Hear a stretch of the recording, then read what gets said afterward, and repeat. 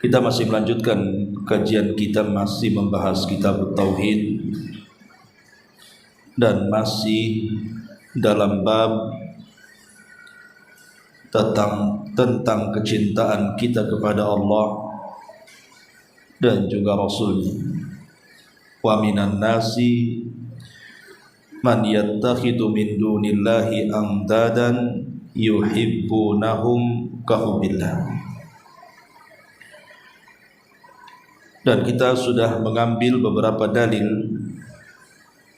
dari Al-Quran dan juga hadis Nabi SAW, dan yang tersisa adalah yang diriwayatkan oleh Imam Bukhari dan Muslim dari Anas ibn Malik radhiyallahu an, Nabi SAW bersabda, "Thalathun man kunna fihi wajada halawatal iman." Tiga perkara, kata Nabi SAW, barang siapa terdapat di dalam diri seseorang dari tiga perkara itu, maka ia dipastikan mendapatkan manisnya iman. Apa saja tiga perkara itu? An yakunallahu wa rasuluhu ahabba ilaihi mimma siwahuma. Ketika ia mencintai Allah dan Rasulnya lebih dibandingkan mencintai selain keduanya. Yang kedua, wa an yuhibbal mar'u la yuhibbuhu illa lillah. Ketika seseorang mencintai orang lain, tidak lain hanya karena Allah Subhanahu wa ta'ala. Dan yang ketiga, wa an yakraha an ya'uda fil kufri ba'da an anqadhahu Allahu minhu kama yakrahu an yuqdafa finnar. Dan yang ketiga, seseorang benci apabila kembali kepada kekufurannya setelah ia diselamatkan oleh Allah Subhanahu wa ta'ala darinya, sebagaimana ia benci kalau seandainya ia dicampakkan ke dalam api neraka. Wa fi riwayatin, dalam riwayat, la yajidu ahadun halawatal iman ila akhiril hadis. Seseorang tidak akan merasakan manisnya iman kecuali dia mengamalkan tiga perkara ini. Kemudian juga riwayat Ibnu Jarir dari Ibnu Abbas radhiyallahu anhuma, ia berkata, "Man ahabba fillahi wa abghadha fillahi wa wala fillahi wa 'ada fillahi fa innama tunalu wilayatallahi bidzalik." Barang siapa yang mencintai seseorang karena Allah, membenci juga karena Allah, membela karena Allah, memusuhi karena Allah, maka sungguh kecintaan ia kepada Allah Subhanahu wa ta'ala akan mendapatkan pertolongan Allah Subhanahu wa ta'ala. Walan yajida abdun ta'mal iman wa in kathurat salatuhu wa saumuhu hatta yakuna kadzalik. Dan seseorang tidak akan menemukan lezatnya iman meskipun banyak melakukan salat, meskipun banyak melakukan puasa, sehingga dia bersifat seperti itu. Maksudnya melakukan sesuatu karena Allah. Wa qad sara ammatu muakhatin nasi ala amri dunya wa dzalika la yujdi ala ahlihi syai'a. Karena pada umumnya persahabatan yang dijalin di antara manusia itu dibangun di atas dasar kepentingan dunia, dan itu tidak berguna sedikit pun pada dirinya. Ibnu Abbas radhiyallahu anhu ketika mentafsirkan firman Allah, wa taqatta'at bihimul asbab, qala al-mawaddatu. Ketika Allah mengatakan dalam surah Al-Baqarah 166, dan putuslah hubungan di antara mereka, maksudnya adalah terputus kasih sayang di antara mereka. Ma'asyiral muslimin wal muslimat rahimani wa rahimakumullah. Hadis yang dikeluarkan Bukhari Muslim dari Anas ibn Malik ini menjelaskan kepada kita tentang manisnya iman, bahwa iman itu memiliki rasa bagi orang-orang yang beriman kepada Allah Subhanahu wa taala, dan menunjukkan bahwa iman itu memiliki rasa dan kelezatan. Kita lihat para sahabat Nabi sallallahu alaihi wasallam, supaya kita tahu apa itu rasanya iman. Bilal ibn Rabah radhiyallahu anhu, di masa Amirul Mukminin Umar bin Khattab radhiyallahu anhu, dia berbincang-bincang dengan para sahabat yang lainnya, nostalgia tentang kehidupan mereka di masa Nabi sallallahu alaihi wasallam masih hidup. Dan di situ banyak para sahabat juga yang ikut nimbrung, dan masing-masing bercerita tentang bagaimana ganasnya orang-orang Quraisy di permulaan dakwah kepada orang-orang yang beriman, termasuk kepada Bilal ibn Rabah radhiyallahu anhu. Mulailah para sahabat ini bercerita tentang masa lalunya. Ketika kemudian giliran Bilal ibn Rabah radhiyallahu anhu bercerita tentang masa lalunya, maka sahabat yang lainnya mengatakan, "Ya Bilal, bagaimana engkau bisa bertahan dengan kondisi seperti itu?" Saat Bilal ditelanjangi, kemudian diikat di batu, kemudian dijemur di tengah hari dan dicambuk, dan tidak berhenti yang mencambuk kecuali kecapean. Bagaimana engkau bisa bertahan? Maka Bilal ibn Rabah radhiyallahu anhu hanya mengatakan, karena aku campurkan lezatnya iman bimararatil adzab, dengan pedihnya siksaan. Jadi dia mengatakan, aku berusaha mencampurkan lezatnya keimanan dengan pedihnya azab. Rupanya kelezatan iman itu jauh lebih lezat dibandingkan peritnya azab, katanya. Makanya aku bisa bertahan sampai hari ini. Begitulah para sahabat Nabi sallallahu alaihi wasallam. Walaupun jiwa mereka harus melayang, tapi karena mereka sudah merasakan manisnya iman, maka mereka tidak peduli dengan itu.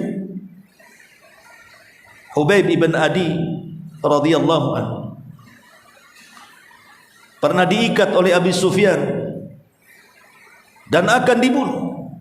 Kemudian Abi Sufyan mengatakan kepada Hubayb ibn Adi, tentu Abi Sufyan sebelum masuk Islam, dia mengatakan, bagaimana seandainya posisimu yang terikat itu diganti dengan posisi Nabi Muhammad sallallahu alaihi wasallam?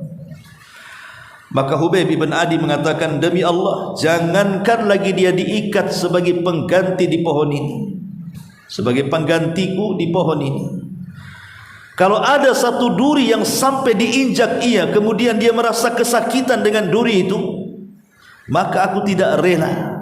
Macam mana dia harus dijadikan posisi diriku di sini, sementara kalau dia menginjak duri saja aku tidak rela.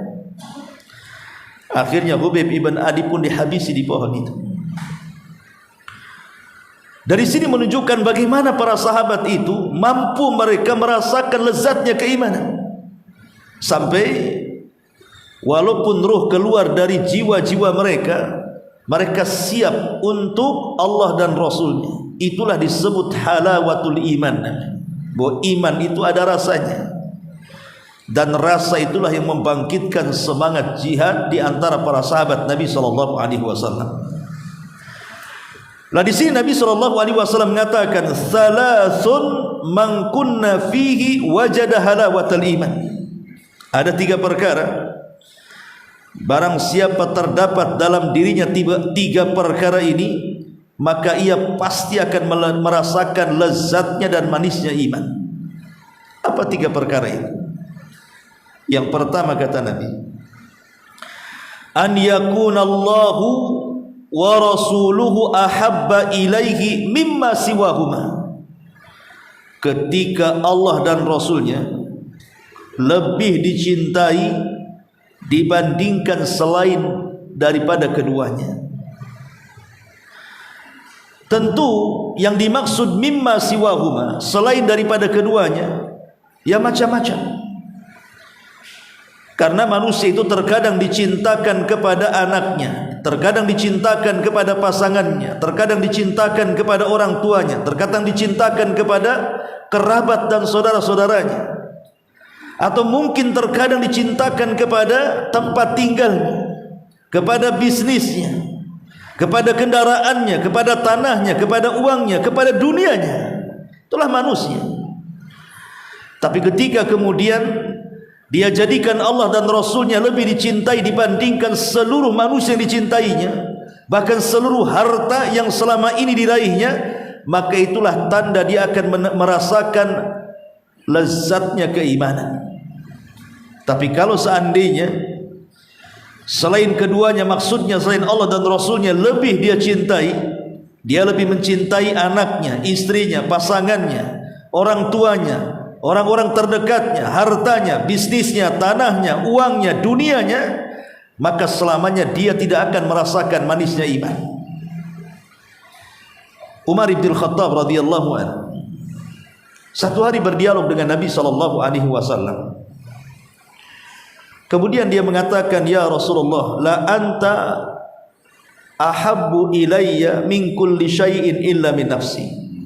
Rasul, sesungguhnya engkau lebih aku cintai dibandingkan segala sesuatu. Maksudnya dibandingkan istriku, anakku, orang tuaku, hartaku dan begitu seterusnya, kecuali, kata Umar, kecuali diriku. Maka Nabi SAW mengatakan, "La ya Umar, tidak, engkau belum mencintai aku." Maka Umar mengatakan, "Kenapa ya Rasulullah?" "Karena engkau masih mencintai dirimu dibandingkan diriku." Maka Umar mengatakan, "Idzan la anta ya Rasulullah ahabbu ilayya min kulli syai'in wa min nafsi." Kalau begitu ya Rasulullah, engkau lebih aku cintai dari segala sesuatu termasuk diriku sendiri. Maka Nabi SAW mengatakan, "Al-an ya Umar, al-an ya Umar, qad kamulal iman." Wahai Umar, sekarang baru sempurna iman.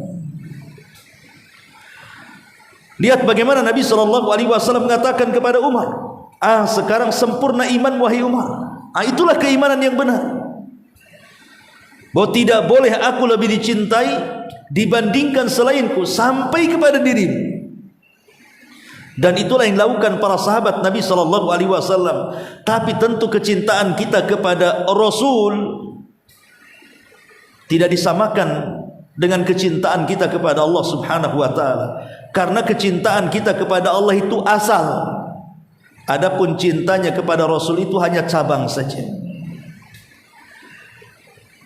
Karena ketika kita mencintai Nabi SAW itu karena perintah Allah. Allah yang memerintahkan kita untuk mencintai Nabi.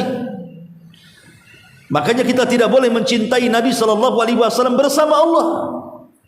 Tapi cintailah Nabi kita Muhammad SAW karena Allah perintahkan kita untuk mencintai Nabinya, dan Nabi kita jauh lebih mulia dibandingkan manusia yang lainnya. Karena kita tidak boleh mensejajarkan kecintaan kepada Rasul dengan kecintaan kepada Allah Subhanahu wa ta'ala. Kalau bukan karena perintah Allah kepada kita untuk mencintai Nabi kita, tentu kita tidak akan mencintai Nabi kita. Tapi karena Allah perintahkan agar kita mencintai Nabi kita, makanya kita mencintai Nabi karena perintah Allah untuk mencintainya. Ma'asyiral muslimin yang dimuliakan Allah Subhanahu wa ta'ala, kalau kita melihat bahwa di antara bentuk-bentuk kecintaan kita kepada Nabi sallallahu alaihi wasallam, pada minggu yang lalu kita sudah menjelaskan kenapa kita harus mencintai Allah Subhanahu wa ta'ala. Maka kali ini kita akan menyebutkan kenapa kita harus mencintai Nabi. Pertama, anta tadzakkara annahu ar-rahmatul huda lil alamin. Agar engkau ingat bahwa diutusnya Nabi SAW oleh Allah kepada kita, dia sebagai rahmatan lil alamin, pembawa rahmat bagi seluruh alam semesta. Sebagaimana Allah mengatakan, wa ma arsalnaka illa rahmatan lil alamin. Tidaklah kami utus engkau wahai Muhammad kecuali membawa rahmat bagi segenap alam semesta. Yang kedua, anta tadzakkar annahu sababu hidayatil basyariyati. Engkau harus ingat bahwa keberadaan Nabi yang diutus oleh Allah kepada kita itu sebab hidayah besar bagi umat manusia. Kalau bukan karena Allah Subhanahu wa taala kemudian diutusnya Nabi kita Muhammad sallallahu alaihi wasallam, semua manusia akan tersesat. Boleh jadi tidak tahu jalan bagaimana menuju Allah Subhanahu wa taala. Maka dengan diutusnya Rasul kepada kita, akhirnya umat manusia termasuk kita mendapatkan hidayah Allah. Tahu siapa Tuhan yang kita sembah dan bagaimana cara menyembahnya. Yang ketiga, anta tadzakkar annahu sababu hidayatika wa dukhulil jannah allati fiha ma la 'ainun ra'at wa la udhunun sami'at wa la khatara 'ala qalbi bashar. Engkau harus ingat bahwa dengan diutusnya Nabi sallallahu alaihi wasallam kepada kita, itu sebab petunjuk terbesar masuknya kita sebagai umatnya ke dalam surganya. Sebuah kenikmatan yang tidak bisa dilihat mata, didengar telinga, bahkan terlintas dalam pikiran manusia pun tidak. Artinya kalau bukan karena Allah mengutus nabinya, tentu kita tidak tahu mana jalan ke surga, mana jalan ke neraka. Kemudian yang keempat, anta'lama annahu sahibul maqam al-mahmud. Engkau harus tahu bahwa Nabi kita Muhammad sallallahu alaihi wasallam yang diutus Allah kepada kita adalah sahibul maqamil mahmud. Dialah pemilik tempat yang sangat terpuji, syafaatul uzma. Kelak pada hari kiamat, ketika manusia datang kepada Adam, datang kepada Nuh, datang kepada Ibrahim, datang kepada Nabi Musa dan Isa, semua ulul azmi minar rusul, mereka tidak sanggup berikan syafaat. Ketika Allah Subhanahu wa taala melihat Nabi kita sujud di hadapannya di bawah arsy, maka Allah mengatakan, irfa ra'saka ya Muhammad, sal tu'ta qul tusma ishfa tushaffa. Angkat kepalamu, katakan kau didengar, minta kau diberi. Mintalah syafaat, aku akan beri kau syafaat. Karena dia yang akan menolong kita kelak pada hari kiamat, maka sudah barang tentu kita mencintai Nabi sallallahu alaihi wasallam, karena dia satu-satunya manusia yang akan memberikan syafaat kepada kita di saat seluruh para nabi tidak sanggup berikan syafaat kepada umatnya. Kemudian yang kelima, anta'lama anna hubbahu sababun li hubbillahi laka wa ridahu anka. Engkau harus tahu bahwa sebab kecintaan kita kepada Rasul itu menyebabkan kecintaan Allah kepadamu. Ketika kita ini mencari kecintaan Allah kepada kita, maka syaratnya adalah harus mencintai Nabi-Nya. Dari situ Allah Subhanahu wa taala mengatakan, "Qul in kuntum tuhibbunallaha fattabi'uni yuhibbukumullah." Katakan ya Muhammad, kalau kalian mencintai Allah, ikuti aku, maka Allah akan cinta kepada kalian. Lihat bagaimana syarat kita mendapatkan kecintaan dari Allah Subhanahu wa taala. Syaratnya adalah harus mencintai Nabi. Dan ini ayat yang disebutkan oleh Hasan Al-Basri rahimahullahu taala sebagai ayat al-ikhtibar, ayat ujian. Karena ada sebuah kaum, kata Hasan Al-Basri, mereka mengklaim bahwa mereka cinta kepada Allah Subhanahu wa taala, tapi tidak pernah mengikuti Nabi. Maka Allah turunkan ayat ini. Katakan, ya Muhammad, kalau engkau cinta kepada Allah, ikuti aku, maka Allah akan cinta kepada kalian. Kemudian yang keenam, at-tawajjuh ila Allah ta'ala bisidqin wa ikhlasin fi an yarzuqaka hubbahu wattiba'ah.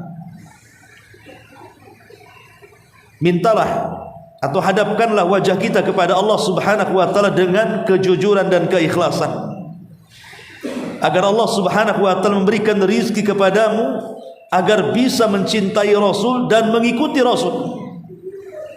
Artinya, ketika dalam setiap doa-doa kita bukan hanya sekedar meminta dunia saja, tapi lebih daripada itu minta kepada Allah dengan kejujuran kita, agar kita diberikan rizki oleh Allah, mampu mencintai Rasul dan mampu mengikuti ajaran Nabi sallallahu alaihi wasallam. Kemudian yang nomor 7, qiraatu siratihi wa akhlaqihi, membaca sirahnya dan pelajari akhlaknya. Karena bagian daripada mencintai Rasul adalah mempelajari sirahnya dan juga mempelajari akhlak-akhlaknya. Bagaimana kita akan mencintai Rasul kalau tidak kenal Rasul? Bagaimana kita akan mencintai Rasul kalau tidak kenal akhlak-akhlak Rasul? Makanya dengan mencintai sejarah dan akhlak Nabi, disitulah akan terpupuk kecintaan kita kepada Nabi sallallahu alaihi wasallam. Kemudian yang nomor 8, al-iktsaru minas salati wassalami alaihi, perbanyak salawat. Karena Imam Ghazali rahimahullahu taala mengatakan, termasuk alamatul hub, alamat seseorang itu menaruh kecintaan adalah ketika dia banyak menyebutkan orang yang dicintainya. Kalau kita mencintai Nabi sallallahu alaihi wasallam, perbanyak sebut namanya dengan cara apa? Bersalawat kepada Nabi sallallahu alaihi wasallam. Kemudian yang nomor 9, mujahadatun nafsi ala tahqiq bihubbillahi wa rasulihi, berusaha semaksimal mungkin mengeluarkan daya dan upaya kita, waktu dan biaya kita, agar mampu mewujudkan kecintaan kita kepada Allah dan juga Rasulnya. Dengan itulah maka Allah Subhanahu wa taala akan memberikan manisnya iman. Inilah 9 perkara yang disebutkan para ulama, tanda di mana kita mencintai Nabi dan kenapa kita harus mencintai Nabi sallallahu alaihi wasallam. Masyaallah muslimin yang dimuliakan Allah Subhanahu wa taala. Kemudian penggalan kalimat yang kedua, Nabi sallallahu alaihi wasallam mengatakan, wa an yuhibbal mar'u la yuhibbuhu illa lillah. Yang kedua, ketika seseorang itu mencintai orang lain, dia mencintai orang itu dan tidaklah dia mencintai orang itu kecuali karena Allah Subhanahu wa taala. Ikhwatu fiddin muliakan Allah Subhanahu wa taala. Ada perbedaan yang harus ada pada setiap muslim ketika dia mencintai Allah dan mencintai selain Allah. Boleh jadi di antara kita ada yang mencintai istri kita, anak kita, orang tua kita, hobi kita, harta kita, benda kita, dunia kita, dan begitu seterusnya. Tapi di sana ada perbedaan antara kecintaan kita kepada Allah dengan kecintaan kepada selain daripada Allah Subhanahu wa taala. Pertama, cinta kepada Allah itu akan menambah ketaatan dan takarrub kita kepadanya. Tapi cinta kepada selain Allah tidak akan seperti itu. Yang kedua, kecintaan kita kepada Allah Subhanahu wa taala, kalau kita mencintai seseorang karena Allah maksudnya, bukan karena dunia atau bukan faktor yang lainnya, betul-betul karena Allah Subhanahu wa taala, maka itu akan melapangkan dada dia. Pasti akan melapangkan dada dia. Saya mencintai kamu itu karena Allah Subhanahu wa taala. Kalaupun seandainya kemudian engkau sakiti diriku, maka aku tidak akan menyakiti dirimu, karena aku cinta kepadamu karena Allah Subhanahu wa taala. Tapi kalau orang cinta bukan karena Allah, dia menyakiti kita, kita balas menyakiti dia. Itulah bedanya. Karena tidak ada lapang dada di situ. Maka kalau mencintai sesuatu karena Allah Subhanahu wa taala, maka akan terdapat al-insyirahu li sadri, kelapangan dalam dadanya.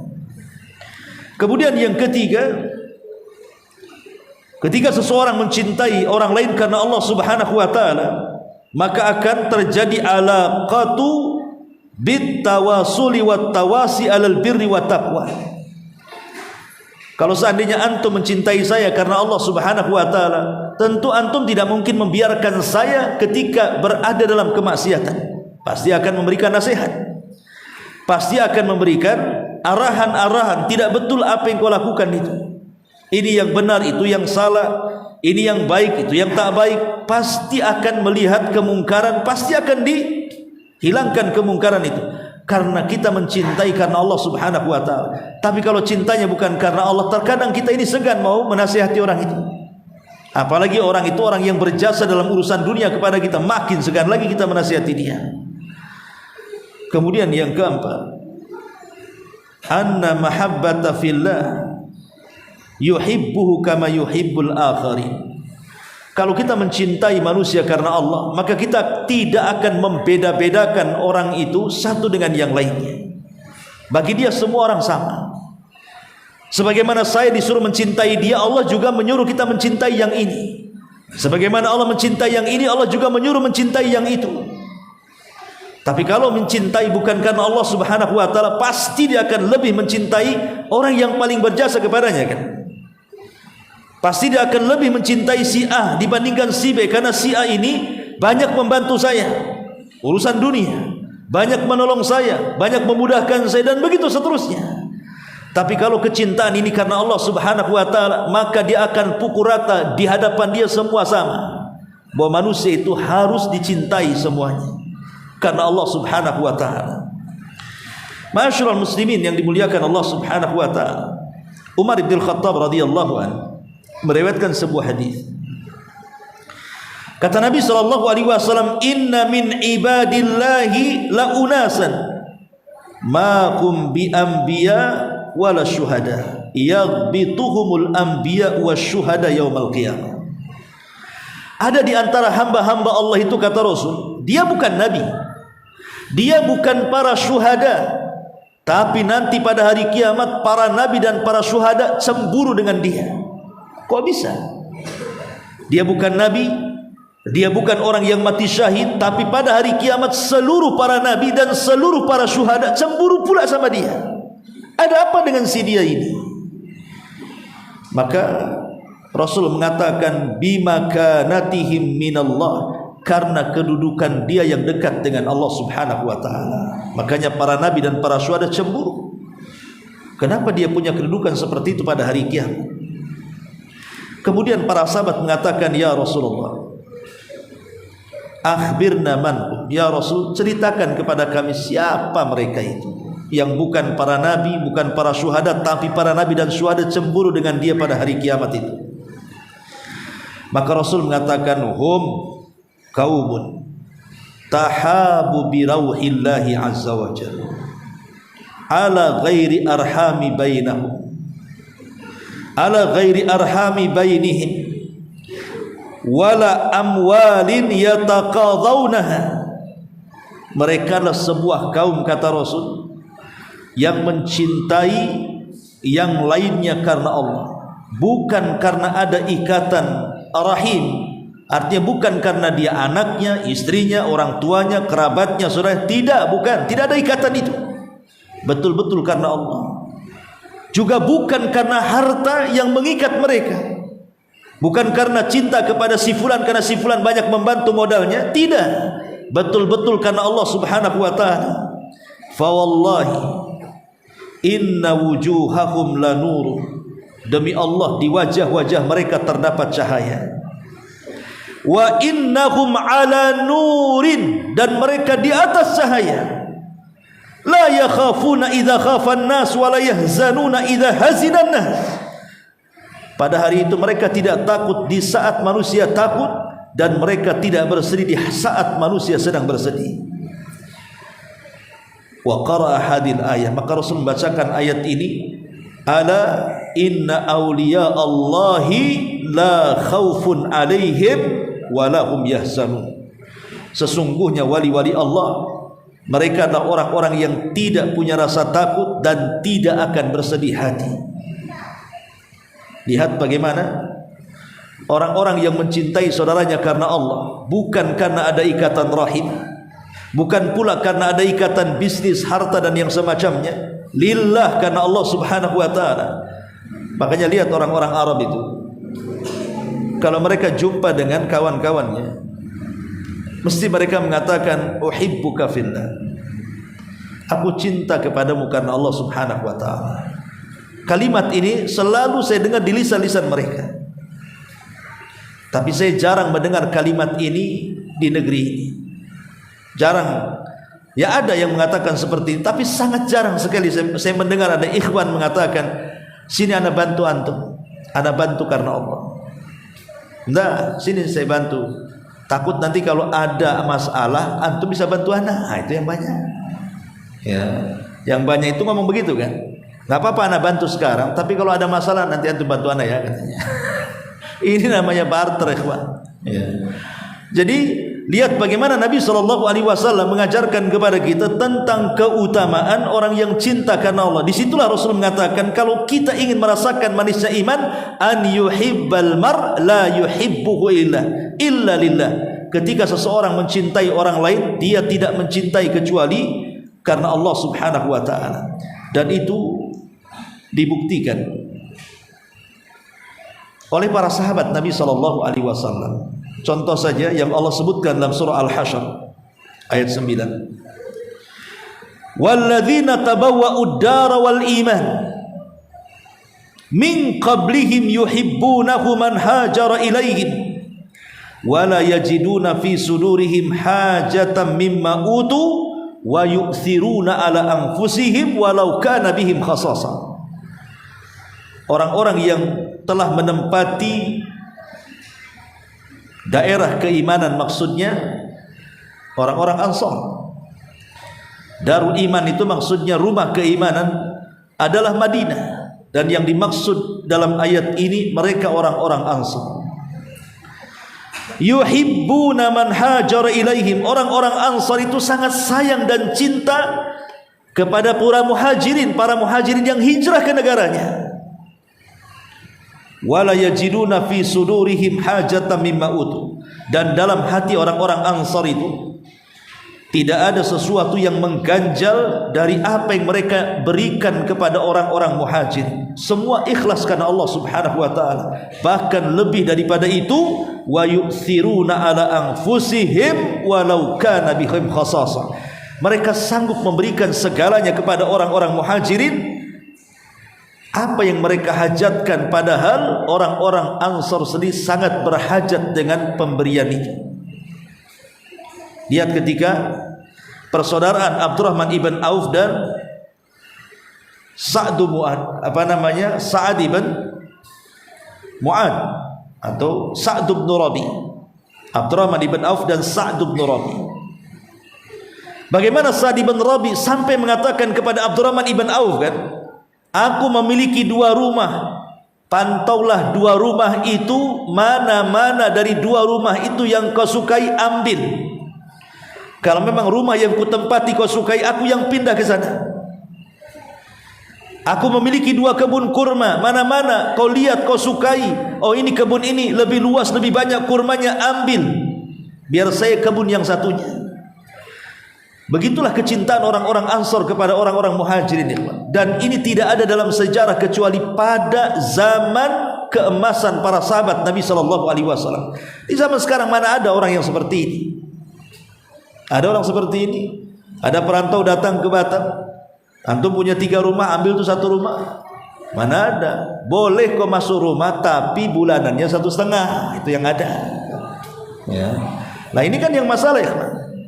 Ini yang pertama, sifat itsar. Kemudian yang kedua, disebutkan dalam sebuah riwayat di mana Aid ibn Amr A'id ibn Amr menceritakan tentang Abu Sufyan. Abu Sufyan ini ketika masih kafir, dia kan pembesar Quraisy tuh. Tiba-tiba lewat di hadapan Salman Al-Farisi, Suhaib Ar-Rumi, dan Bilal ibn Rabah. Jadi 3 sahabat ini sedang duduk-duduk. Suhaib Ar-Rumi, Bilal ibn Rabah, Salman Al-Farisi. Ini kan mantan-mantan budak ikhwan. Duduk-duduk, Abi Sufyan pula lewat. Abi Sufyan ini pembesar Quraisy. Dialah yang memimpin perang Uhud dan menang. Kaum muslimin kalah. Walaupun setelah Fathu Mekah dia masuk Islam, tapi kan telat masuk Islamnya. Tiba-tiba kemudian 3 orang ini, maksudnya Salman, Suhaib dan Bilal, mengatakan, wallahi ma akhadat suyufullahi min unuki aduwillah. Kata mereka, 3 orang ini sambil mengejek Abi Sufyan dan mengatakan, demi Allah, orang ini tidak akan selamat dari pedang-pedang Allah. Satu hari nanti pasti lehernya akan putus, katanya. Wajar para sahabat ngomong seperti ini kepada Abi Sufyan, karena permusuhan orang-orang musyrik di zaman itu kan sampai kepada tingkat penyiksaan. Jadi setelah Islam mulai kuat, sehingga mereka bisa membalas. Makanya ketika Abu Sufyan ngomong, nanti satu hari lehernya akan hilang juga tuh, katanya. Masya Allah, seperti itu. Perkataan ini rupanya kedengaran oleh Abu Bakar Siddiq radhiyallahu anhu yang sedang lewat di situ. Maka Abu Bakar Siddiq radhiyallahu anhu mengatakan, ataquluna hadza li syaihi Quraisy wa sayyidihim? Apakah kalian mengatakan ucapan itu ditujukan kepada pemimpin Quraisy? Maksudnya Abi Sufyan? Sambil marah itu Abu Bakar Siddiq radhiyallahu an, saya akan laporkan perkataan kalian kepada Nabi.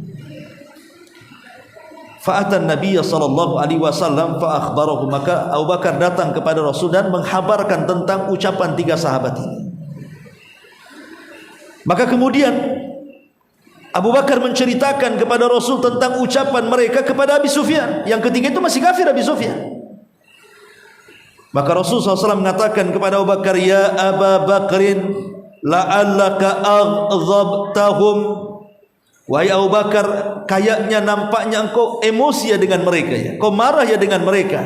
Maksudnya marah dengan mereka itu dengan Salman, dengan Suhaib, dengan Bilal, karena perkataan mereka kepada Abi Sufyan. Maka Abu Bakar mengatakan, iya, aku marah kepada mereka. Maka Rasul mengatakan, la in kunta aghdabtahum laqad aghdabta rabbaka ya Abu Bakar. Kalau engkau sampai marah kepada 3 sahabat mulia itu, maka engkau sudah memancing kemarahan Allah kepadamu. Kenapa Rasul mengatakan seperti itu? Karena siapa Abi Sufyan dan siapa mereka? Abi Sufyan masih kafir, sementara mereka Suhaib, Salman, Bilal, mereka sudah muslim. Dan tidaklah mereka mengucapkan kalimat itu kepada Sufyan kecuali karena kegeraman mereka, karena kekufurannya kan. Kenapa Abu Bakar bisa membela 3 orang ini dan membela Abi Sufyan? Ya tentu tujuan Abu Bakar itu maksudnya memuliakan Abi Sufyan supaya dia bisa masuk Islam.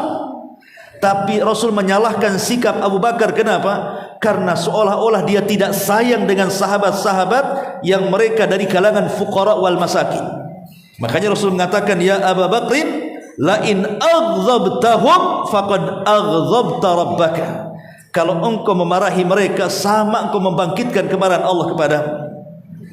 Lihat bagaimana Nabi mengajarkan kalau kita mencintai manusia itu karena Allah.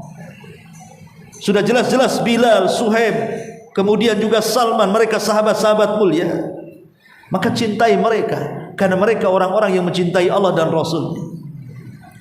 Ini salah satu contoh yang dikatakan Nabi dan dinasihati Nabi SAW kepada Abu Bakar Siddiq radhiyallahu anhu. Termasuk juga dijelaskan tentang dahulu ada seorang sahabat Nabi SAW, namanya Abdullah ibn Khudzafah As-Sahmi radhiyallahu anhu. Abdullah ibnu Khudzafah As-Sahmi. Bagaimana kisahnya? Ketika terjadi peperangan antara orang Islam dengan orang-orang Romawi, maka orang-orang Romawi berhasil menangkap dan menawan banyak dari kaum muslimin. Salah satunya adalah pemimpinnya, namanya Abdullah ibn Hudzafah as-Sahmi, ketangkap juga dan pasukannya. Jadi Kaisar kemudian memanggil Abdullah ibn Hudzafah as-Sahmi, kemudian mengatakan, kalau engkau ingin masuk ke dalam agamaku, maksudnya masuk Nasrani, maka aku akan berikan kedudukan tinggi dari. Dia mengajak supaya masuk Islam, masuk Nasrani. Itulah orang-orang Nasrani itu, bagaimana mereka itu sebanyak-banyaknya menasranikan manusia supaya masuk ke agama mereka. Makanya kristenisasi itu akan terus berjalan sejak zaman itu sampai sekarang. Semangat orang-orang itu, makanya di akhir zaman jumlah mereka jauh lebih banyak dibandingkan jumlah kaum muslimin. Jumlah orang Nasrani di akhir zaman itu akan lebih banyak dibandingkan jumlah kaum muslimin. Dan itu berdasarkan sabda Nabi, karena semangatnya mereka hendak menasranikan manusia, termasuk di zaman sahabat ini. Sehingga dia mengatakan, kata Abdullah ibn Abi Hudzafah, innal maut ahabbu ilayya alfa marratin mimma tad'uni ilaihi. Kaisar, kematian lebih aku cintai dibandingkan 1000 kali kau mengajak diriku masuk ke agama. Lihat di pertahanan akidahnya Abdullah ibn Hudzafah as-Sahmi. Akhirnya Kaisar marah, galikan parit, letakkan kayu, bakar sebanyak-banyaknya kayu itu. Akhirnya dibuat parit, didatangkan kayu, kemudian dibakar, jadilah lautan. Kemudian kata Kaisar sambil mengikat Abdullah ibn Hudzafah as-Sahmi, datangkan orang-orang dia, datangkan orang-orang dia.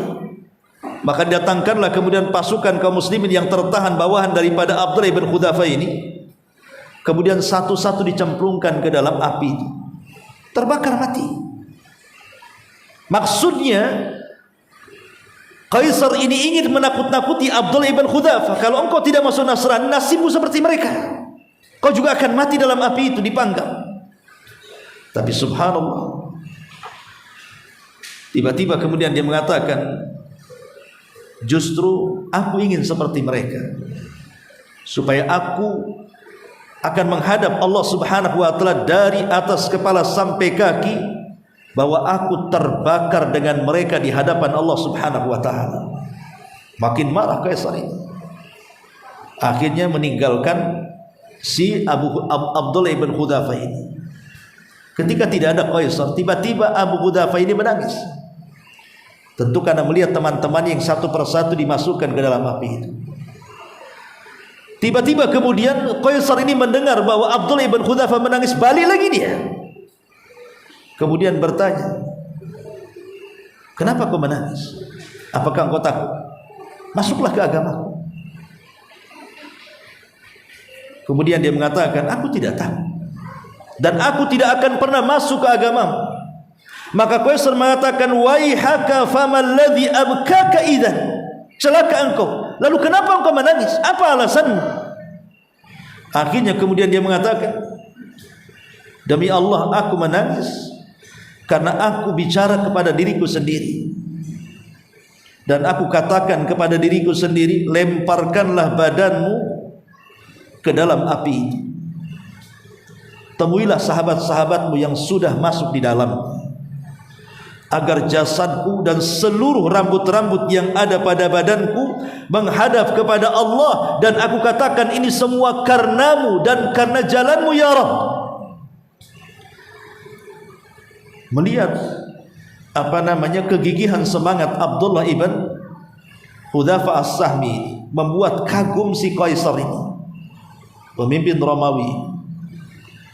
Kemudian sekali lagi dia mengatakan, masuklah ke agamaku, tapi dia tetap menolak. Akhirnya kata Kaisar ini, kalau begitu aku akan bebaskan kamu, pergi kamu dari sini. Tapi Abdullah ibn Hudzafah as-Sahmi mengatakan, tidak, kalau engkau membebaskan aku, bebaskan juga semua pasukan, bebaskan semua pasukan.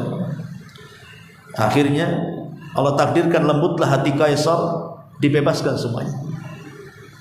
Lihat bagaimana kecintaan Abdullah ibn Khudzafah karena Allah Subhanahu wa taala mencintai kaum muslimin yang lainnya.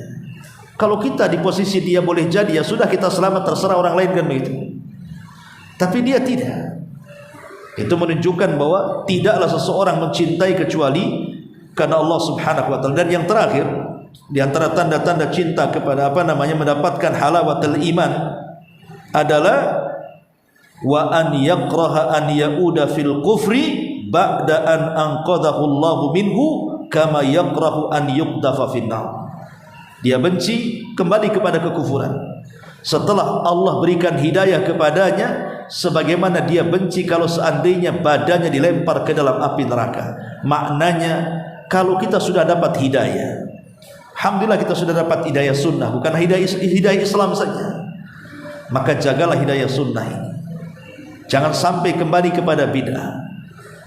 Kalau kita sudah mendapatkan hidayah tauhid, jaga tauhid ini, jangan sampai kembali kepada kesyirikan.